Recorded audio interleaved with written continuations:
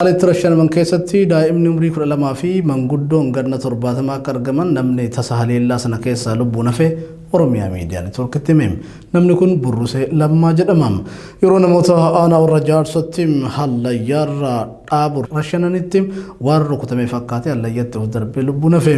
Burruseen akka jedhetti daa'immanii fi manguddoota dabalatee namoota hidhata wayiitu waraana bilisummaa Oromoo waliin hin qabnetu jumlaan rashaname. Humnootiin mootummaa gara jabummaan namoota nagaa fixan kan jedhu namni kun ani nama siyaasaa waliin hidhata wayiitu hin qabne ta'uu koo uummanni na beekaa jedhe.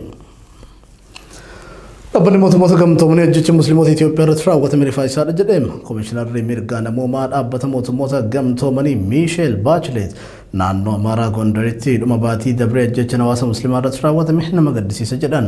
Haleellaa hawaasa musliimaa irratti naannoo Amaaraa magaalaa Gondar keessatti raawwate kanaan yoo xinnaate namoonni 30 ajjeefamuu fi kanneen 100tti dhiyaatan miidhamuu ibsitee jirti. Miisheel mootummaan Itoophiyaa qorannaa walabaa fi iftoomina qabu taasisuun yakkamtoota seeratti dhiheessuu qaba jechuun hubachiisanii jiru.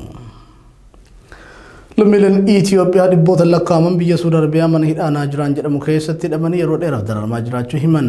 Biyya Yemenitti dhihoo kan taate magaalaa Naajiraan mana hidhaa Naajiraan irraa dhalattoonni Oromoo odeeffannoo Oromiyaa miidiyaa neetwoorkiif kennan akka jedhanitti ergasitti hidhamnee waggaa 3 ol lakkoofsifnee jirra garuu as keessatti dagatamne jedhan.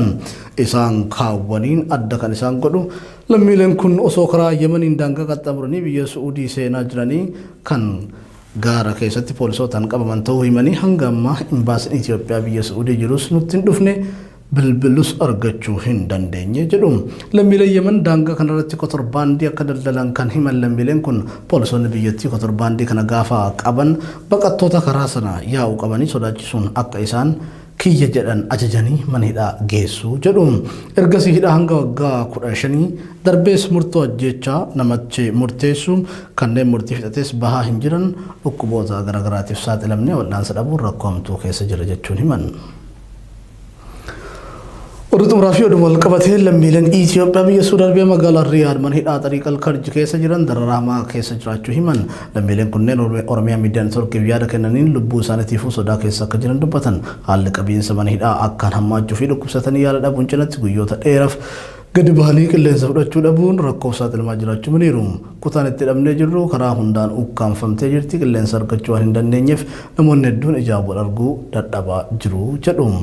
Eegdonni mana hidhaa turan dabree gabbaasanii qilleensa fudhachiisaa akka turan eeranii fooddan manneen itti hidhaman banamuu ture amma immoo sangochuu dhiisuu isaanii dubbatanii jiru. Daawwattoota keenya oduun gaggabaaboo guyyaa kana qabannee dhiyaanne kana fakkaataa babal'een oduun keenya oduu keenya dilee keessa argattu hammasitti fayyaa ta'a.